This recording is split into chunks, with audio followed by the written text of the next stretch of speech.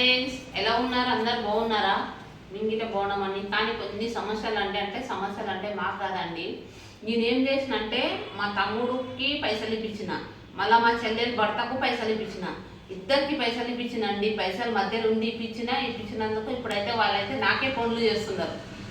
ఇప్పుడు మధ్యలో అందుకే అంటారు చూడండి, ఎవ్వరు మధ్యలో పోరాదని. మధ్యలో ఉండి ఇప్పించినందుకు ఇప్పుడు నాకైతే దినం ఫోన్లు. మళ్ళా అంటే మా మా ఆయన హస్బెండ్ వాళ్ళ తమ్ముడేమో మా చెల్లెలు భర్తకి ఇచ్చిండు. ఇక్కడ తెలిసినా ఉండదు ఆమెకి ఇట్లా పాపం అండి ఇళ్ళ పని చేసుకొని చేస్తే మా తమ్ముడు ఏమన్నాడు, నేను చీరల దందా పెట్టుకుంటా అక్క, ఊర్లో బట్టల షాప్ ఏం లేదు, ఊర్లో బట్టల దందా పెట్టుకుంటా, నాకు ఒక 30,000 ఇప్పి అని చెప్పిండు. సరేలే అని నాకు తెలిసినా ఉంది. ఆమెకి ఇట్లా పాపం అండి ఇళ్ళ పని చేసుకుంటుంది, ఇచ్చింది. సరే తెలిసినామే కదా అని ఇచ్చింది. ఇస్తానంటే ఇప్పుడు మా తమ్ముడు 1 సంవత్సరం అయిపోయా చూడండి, 1 సంవత్సరం 5 నెలలు అవుతుందో ఏమో, 1 సంవత్సరం అయిపోయా. ఇప్పుడు ఇస్తా అప్పుడు ఇస్తా, ఇప్పుడు నిన్న మొన్న ఏమన్నాడు, అక్క రేపు తీసుకొస్తా అన్నాడు. రేపు తీసుకొస్తే వాళ్ళు ఇచ్చేటోళ్ళు అంట, వాళ్ళ పాపకు బాగలేదంట, హెల్త్ బాగలేదంట, హాస్పిటల్ ఉన్నారంట. ఈరోజు వస్తారంట హాస్పిటల్కి వెళ్ళి, రేపు ఇస్తే రేపు తీసుకొని వస్తా అన్నాడు.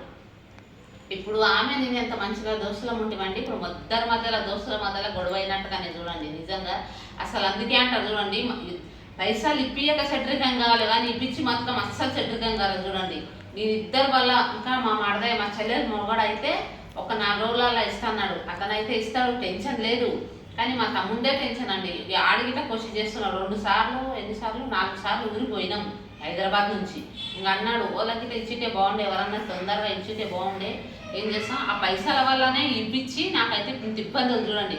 పొద్దున్న లేస్తే ఫోన్ లేదు, ఈమె ఫోన్ చేస్తుంది, మళ్ళీ మా మడిగిట ఫోన్ చేస్తాడు, వదిన ఫోన్ చేసి మనం ఇప్పుడు మధ్యలో ఉండి ఇప్పించినందుకు. ఎందుకంటే టెన్షనే కదండి ఎవరికైనా.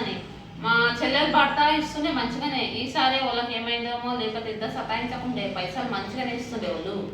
ఇంకా మా తమ్ముడికి అన్నాడండి, అంటే వాళ్ళకిట ఇప్పుడు ఇద్దరికి ఇప్పించిన చూడండి, మా చెల్లెలు మొగనికి మళ్ళీ మా సొంత తమ్ముడికి ఇద్దరికి పైసలు ఇప్పించినందుకు ఇప్పుడు మధ్యలో ఉండి నాకే టార్చర్. దినం పొద్దున్న లేస్తే పొద్దున్న ఈమె టార్చరు. ఇంకా మా మడద అంటే చెప్పితే వినాలేండి, సరేలే ఉన్నాయి ఈమెను టైం అయిపోయింది. ఇప్పుడు ఎవరికైనా పైసా అవసరమే కదండి, అందుకనే చెప్తే 4 రోజులు అయినాక ఇస్తా అన్నాడు మా మడిది. మా చెల్లెలు భర్త 4 రోజులు అయినాక ఇస్తా అని చెప్పిండు. 4 రోజులు అయితే ఇస్తేనంటే ఒక టెన్షన్. ఇంకొకసారి మాటకము నిజంగా చెప్తున్నా చూడండి, అసలు అట్లా అనిపిస్తుంది. ఒక్కొక్కసారి ప్రాణం పోయినా అని జైలు అనిపిస్తుంది. కానీ ఏం చేస్తాం, మా తమ్ముడు ఊకే మంది కొస్కిల హోటల్లో పనిచేస్తుండండి. పనిచేస్తుంటేనంటే అక్క నాకు నేను మా ఊర్లో బట్టల షాప్ ఏం లేదండి, అయితే బట్టల దందా పెట్టుకుంటా, లేకపోతే ఏదో చికెన్ దందా ఏదైనా పెట్టుకుంటా. కానీ నాతోకి వచ్చి 3 రోజులు 4 రోజులు కూర్చుని పైసలు ఇప్పంటే మా తలేవు ఎవరితే తెలిసినా నేను అడిగితే ఉంటాయి ఇస్తలే అన్నది. మితితోటే కదా ఇస్తలే అన్నది. ఇచ్చిందండి. ఇస్తేనంటే 1 సంవత్సరం 5 నెలలు అవుతుందో 6 నెలలు అవుతుందో తెలియదు, రాసి పెట్టుకున్నారు వాళ్ళు. 4 సార్లు ఊరికి పోయినాం. ఊరికి పోతే గిట ఎంత ఇబ్బంది అయిపోయిందండి. తిరిగి పాపం నిజంగా తినకుండా చేయకుండా పోయినాం. అది మా తమ్ముని భార్య, మా అన్న భార్య గిట కనీసం తాగనలేదు తెలుసా. అటువంటి అన్నదమ్ములు ఎవరికి ఉండరాదు, ఎవరికి చేయరాదు చూడండి. కొంతమంది ఉన్నారు అందరు, చాలా మంది అన్నలు మంచిగా ఉంటారు, కొంతమంది అయితే చెడ్డ నా కొడుకులు ఉంటారు. మాకైతే అన్నదమ్ములు అస్సలు బాగలేరండి, అస్సలకి బాగలేరు.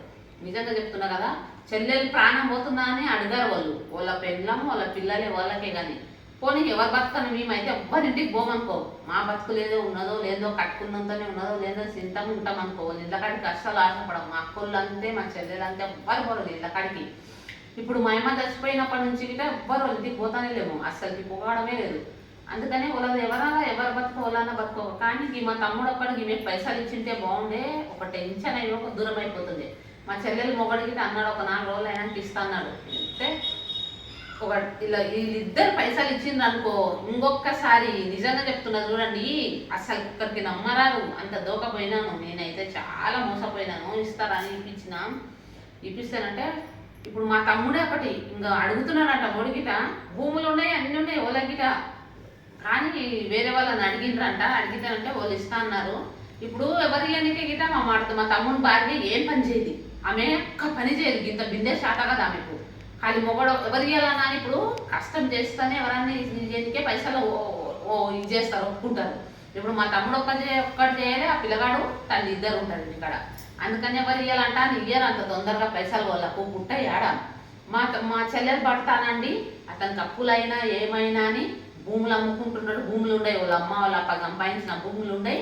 ఆ భూములు అమ్ముకుంటున్నాడు, అప్పులు తెరిపేసుకుంటాడు. వాళ్ళ టెన్షన్ లేదనుకోవాలి అది. కానీ మా తమ్ముంది ఒకటే టెన్షన్ ఉంది. ఇప్పుడు అన్నాడు ఇస్తాను, ఇంతకాలే ఫోన్ చేస్తాక రేపు పైసలు ఇవ్వగానే వాళ్ళు హాస్పిటల్ ఉన్నారంట, వాళ్ళు ఇవ్వగానే ఇచ్చేస్తానే అన్నారు. ఇంక ఇవ్వకపోతేనంటే ఈమె కేసే పెడతా అంటుంది. ఎవరికి? మా తమ్మునికి ఇచ్చేటాను. ఇక్కడ ఆమె హైదరాబాద్లో ఉండేటామె కేసు పెడతా అంటుంది. నేను అదే చెప్పిన ఆమెకు, ఇప్పుడు ఎవరికైనా కష్టమే కంది. రూపాయి ఆమె కడుపుకు తినకుండా రూపాయి తినకపో జమ చేసి మిత్తి వస్తుందని ఆశపడి ఇచ్చింది. దానికేమో మా తమ్ముడేమో ఇంత సతాయిస్తున్నాడు. ఇస్తాం అంటలేడు. ఒకటే మాట అంటాడు, ఇస్తాం అక్క అంటలేము మేము, ఇస్తాం, కొంచెం లేట్ అవుతుంది, కానీ మీకేమో ఇప్పుడు అవసరం ఉండదంట. ఎంత లేట్ అవుతుంది అని. అదే దానికోసం అండి ఏం చేస్తాం, మా తమ్ముడు కావాలి వీడియో చూస్తే మా తమ్ముడు కొడుకు ఇట్లా తొందరగా ఏంట్రా, ఎందుకంటే నీ భవిష్యత్తు పాడు చేసుకో చోటుగా నువ్వు. ఆమె కేసు పెట్టింది అనుకో, ఇప్పుడు ఆ పిల్లగాడు ఫస్ట్ ఎంత సెకండ్ ఇయరో ఎంతనో చదివిండు, ఏదైనా ముందర జాబ్ వచ్చేది ఏదో వచ్చేది ఉంటుంది. కేసు ఒక్కసారి అయిందంటే నీకు గవర్నమెంట్ జాబ్ వచ్చే ఛాన్సే ఉండదు చూడు, నేను చెప్తున్నా. అందుకని ఆమెకు నేనే ఆపిన, ఇస్తారని ఆపిన, ఇచ్చేయండి, మంచి మరిగెత్తం తిన్నావు. మా తమ్ముడిని పెళ్ళమండి నిజంగా చెప్తా అస్సలు బాగలేదు దాని ఇంట్లో మన్ను అయ్యా, అస్సలు బాగలేదు. ఎట్లా వచ్చిందో మా ఇంటికి దాని ఇంట్లో ఫీలింగ్ నాకైతే నిజంగా తిట్టాలనిపిస్తుంది. పైసలు తినేది ఒకటే తెలుస్తుంది, ఇయ్యానికి తెలియదా? ఎవరు వదులుతారండి? ₹1 వదలరు, ఎవరు కానీ వదులుతారు. ₹1 30,000. ఇప్పుడు 30,000 ఆమెకు 40,000 అయిందంట. అదే ఫ్రెండ్స్, ఈరోజు అదే మా తమ్ముడి గురించే చెప్తున్నా. పైసలు ఇచ్చింటే బాగుండే తొందరగా. ఆ దేవుని పేరు మీద వాళ్ళ పైసలు ఉసులు అయిపోయినాయంటే నాకైతే రెండే టెన్షన్లు ఉన్నాయండి. మొదలే మాకు ప్రాబ్లం ఇండ్లలో ఇక్కడ మార్చుకోవాలి, హైదరాబాద్లో ఉంటే ఎట్లా టెన్షన్లు ఉన్నాయండి. ఇంటికి రే కట్టుకోవాలి, పని చేసి అన్నీ చేసుకోవాలి, అన్నీ ప్రతి ఒక్కటి కొనుక్కొని తినాలి. మాకు ఎవ్వరు సాయం చేసేటోళ్ళు లేరు, మా వాళ్ళు లేరు, మా అత్త వాళ్ళు లేరు, మా హస్బెండ్ వాళ్ళు సాయం చేయరు, మా వాళ్ళు సాయం చేయరు. కష్టం చేసుకోవాలి, మంచిదో చెడ్డదో మేమే అన్నిట్లల్లా ఇది చేసుకుంటాము. అందుకే ఫ్రెండ్స్, సరేనా, మా ఛానల్ని చూడండి, సబ్స్క్రైబ్ చేయండి. ఎవ్వరు వీడియో చూస్తే మాత్రం నువ్వు కంపల్సరీ ఆమెకు లేదంటే కేసు పెడితే నీ పిల్లగాని భవిష్యత్తు బాగా, నీదంటే అయిపోయింది, నీ పని ఏది, ఆ పిల్లగాని భవిష్యత్తు చూసుకో. ఎందుకంటే ఆ పిల్లగాడు చదువుకున్నాడు, రేపటి నాటికి ఉద్యోగం వచ్చినా అని, ఒక గవర్నమెంట్ ఉద్యోగాలకు ఒక కేసు ఏది ఉన్నా అని అస్సలు జాబులు రావంట. చెప్తున్నా చూడు, మంచి ఆమె ఒకటే అంటుంది, కేసు పెడతాని. నేను ఆపిన, మంచి మరిగేతోటి ఎప్పుడు తొందరగా వసూలు చేసుకొని ఆమెకు డబ్బులు ఇచ్చేయి. ఆ తర్వాత నువ్వేమన్నా చేసుకో. ఇంకొకసారి నీకు కాదు ఎవ్వరికి నా చెప్పుతోనే నేనే కొట్టుకునేటట్టుగా చేసుకుంటా. ఒక్కరికి ఇప్పియను, ప్రాణం వచ్చి చూస్తూ ఉండాలి కానీ నీ ఇప్పియను అనుకో. ఎందుకంటే బాగా బుద్ధి వచ్చింది ఇది. సరేనా, బాయ్. మా ఛానల్ని చూడండి, సబ్స్క్రైబ్ చేయండి. Bye friends.